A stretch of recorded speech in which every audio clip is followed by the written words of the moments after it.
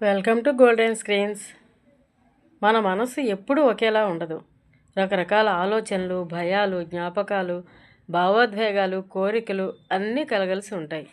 ఇలా మన మనసులో అణిచివేయబడ్డ భావాలు మానసిక రుగ్మతకు దారితీసినప్పుడు భయాలు, కోరికలు అన్నీ వెలికితీసి వాటికి ట్రీట్మెంట్ ఇవ్వాలనే ఆలోచనతో మానసిక శాస్త్ర స్కూల్ని స్థాపించాడు మహానుభావుడు. అతడే సిగ్మండ్ ఫ్రాయిడ్, ప్రఖ్యాతిగాంచిన మానసిక శాస్త్రవేత్త.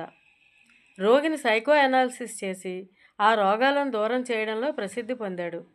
ఫ్రాయిడ్ తన ప్రఖ్యాత పుస్తకం అన్కాన్షియస్ మైండ్ డిఫెన్స్ మెకానిజం అనే రిఫ్రెషన్స్ బుక్స్ ద్వారా మానవుల్లో ఉండే ఈ రుగ్మతలను తెలియజేశాడు. మానవ వ్యక్తిత్వాన్ని పూర్తిగా అర్థం చేసుకోవడానికి తన జీవితాంతం కృషి చేసి ఎందరో మానసిక రోగుల జీవితాలను బాగు చేశాడు.